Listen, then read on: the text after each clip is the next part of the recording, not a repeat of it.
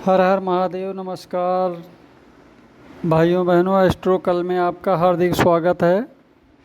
18 साल बाद राहु महाराज मृत अवस्था से जीवित अवस्था में आए हैं। इसका आपके जीवन पर क्या प्रभाव पड़ेगा, इसकी चर्चा करेंगे। राहु महाराज का तूफान अब आएगा। आपके जीवन के जो भी संकट हैं उसको दिसंबर 2026 तक हवा में उड़ा देंगे। पिछले काफ़ी दिनों से आपके जीवन में काफ़ी उतार चढ़ाव रहा है। ना तो आपके सगी संबंधी ने आपका साथ दिया, ना घर परिवार ने, ना रिश्तेदार ने। आपको हर जगह नीचा ही होना पड़ा। लेकिन अब आपका वक्त आ रहा है। अब आपको आगे बढ़ने से कोई नहीं रोक सकता। राहु महाराज मृत अवस्था में होने के कारण कुछ भी कुंभ राशि के जीवन में नहीं कर पाए। जिस तरह कोई योद्धा जैसे सो रहा होता है तो कुछ नहीं कर पाता, ठीक उसी तरह राहु महाराज जी भी सो रहे थे। आपके जीवन में कुछ भविष्यवाणी बताऊंगा मैं आपको। आपके जीवन में क्या क्या शुभ अशुभ फल मिलेगा। 2 सितंबर से राहु महाराज उदित हो गए हैं। आगे ये 5 दिसंबर 2026 तक रहेंगे। पहले कुमार, फिर युवा, फिर बालक के समान शक्ति से भरपूर। जब यह बदलाव होगा तो 2025 में ही 2026 की नींव रखी जाएगी। जो पैर में बेड़ियां भी हैं वो टूटने वाली हैं। जब राहु महाराज आज़ाद होते हैं तो सिर्फ बदलाव ही नहीं लाते, तूफान लाते हैं। शास्त्रों में कहा गया ज़्यादातर ग्रह हवा की तरह चलते हैं, राहु महाराज तूफान की तरह आते हैं। ये तूफान कुंभ राशि के जीवन में पूरी तरह बदल देगा।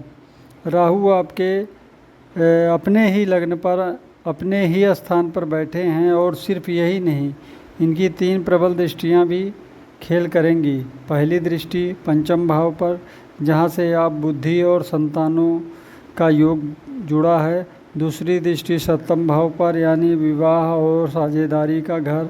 और तीसरी दृष्टि 9th भाव पर, यानी भाग्य के स्थान पर। सोचिए, भाग्य के घर पर राहु की दृष्टि का मतलब क्या है। इसका मतलब है कि राहु आपके जीवन की रफ्तार को बदल देंगे। राहु का स्वभाव समझिए, ये अपना रास्ता खुद बनाते हैं। जब अमृत पाने का समय था तब राहु ने बाकी देवताओं की परवाह नहीं की, बस केवल लक्ष्य का ध्यान दिया था। और आखिरकार अमृत प्राप्त कर लिया। और अब वही राहु आपको भी वही गुण देंगे। आप वही ताकत, वही जुनून, वही ऊर्जा आपके भीतर भी आएगी। बड़े लाभ की राह दिखाने वाला एकमात्र ग्रह है राहु। ये आपको नीचे से उठाकर ऊंचाई तक ले जा सकता है। अगर समय ठीक ना हो तो नीचे गिरा है भी सकते हैं। राहु इस टाइम सकारात्मक स्थिति में है। राहु का कोई अपना घर नहीं है, इन्हें घर दिया है शनि महाराज ने। इसीलिए इसे राहु का साम्राज्य कहा जाता है। और जब ये साम्राज्य शुरू होगा इसकी गूंज हर जगह सुनाई देगी।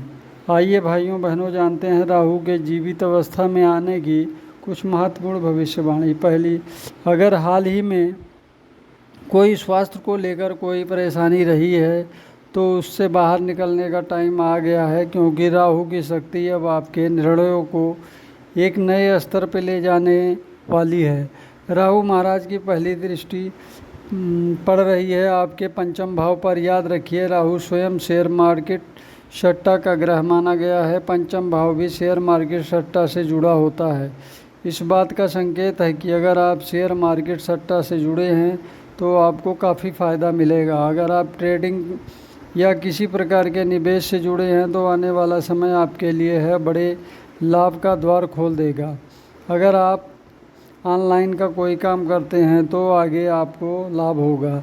ये समय आपको भीड़ से अलग खड़ा कर सकता है। पंचम भाव संतान से भी जुड़ा होता है। इस समय संतान के लिए भी शुभ अवसर मिलेंगे। उनकी पढ़ाई, करियर या किसी बड़े फैसले में सकारात्मक प्रगति देखने को मिलेगी। पंचम भाव ज्ञान का भी होता है। जैसे देवगुरु बृहस्पति जहाँ दृष्टि देते हैं वहाँ बुद्धि होती है, वैसे ही राहु की दृष्टि जहाँ जाती है वृद्धि तो होती ही है, लेकिन सामान्य नहीं होती, अत्यधिक वृद्धि होती है। यानी यह समय आपके जीवन में बड़े बदलाव का संकेत है। अब यह समय छोटे मोटे निर्णयों का नहीं है। आने वाले समय में ऐसे बड़े बड़े निर्णय लेने के लिए राहु महाराज प्रेरित करेंगे। राहु महाराज की दृष्टि पड़ रही है सप्तम भाव पर। अगर आप बिजनेस कर रहे हैं या व्यापारिक कार्य में हैं तो अब समय है राहु की दूसरी दृष्टि को समझने का, क्योंकि ये दृष्टि सीधे आपके सप्तम भाव पर पड़ रही है। ज्योतिष की भाषा में सप्तम भाव का मतलब साझेदारी, व्यापार, दाम्पत्य जीवन और बड़े समझौते। राहु की ये दृष्टि संकेत देती है कि आने वाले समय में आपके व्यापार में नई ऊंचाई देखने को मिलेगी। अब तक जो क्लाइंट नहीं मिल रहे थे, अब आपको वो खुद फ़ोन करके मिलकर आपके साथ काम करने के इच्छुक होंगे। सप्तम भाव दाम्पत्य जीवन का भी है। इस समय ऐसे व्यक्ति का साथ मिलेगा जो आपके जीवन में स्थिरता लाए और आपके काम में भी महत्वपूर्ण भूमिका निभाए। पुराने मित्रों और पुराने रिश्तों से भी आपके अच्छे संबंध होंगे। अगर कोई योजना आपने बनाई थी जो आगे नहीं बढ़ पाई थी, तो अब राहु महाराज की कृपा से वो भी सपना साकार होगा। राहु महाराज की तीसरी दृष्टि और अंतिम दृष्टि पड़ रही है नवम भाव पर, जिसे भाग्य का घर कहा जाता है। और इस भाव में जो राशि स्थिति है वो है 7 नंबर, जिसके स्वामी है शुक्रदेव महाराज, जिन्हें दानों का गुरु माना जाता है। और राहु महाराज स्वयं दानव है। ज़रा सोचिए, जब राहु की दृष्टि दानों के गुरु के स्थान पर पड़ेगी तो वहाँ पर किसी भी प्रकार की गुंजाइश नहीं रहती।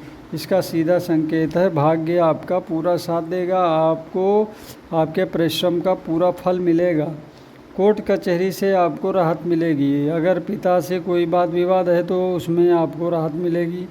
एक बात का हमेशा ध्यान रखना, परिश्रम पूरा करना अपना लक्ष्य हासिल करने के लिए, क्योंकि राहु महाराज ने विष पाने के लिए सारे नियम तोड़ दिए थे। अपने लक्ष्य तक पहुंचकर ही दम लिया। वही दृढ़ता और जिद राहु महाराज आपको भी देने वाले हैं। मेहनत कीजिए। राहु महाराज का एक उपाय ये अगर हो सके तो कीजिए, ओम रा राहुए नमः। अगर हो सके तो एक माला जाप कीजिए, अगर नहीं हो सकता तो पाँच बार ज़रूर इसका जाप कीजिए डेली। और शिवलिंग पर जल चढ़ाइए, इससे आपकी मनोकामना पूर्ण होगी। आपके ऊपर जो भी संकट हैं वो घटते रहेंगे।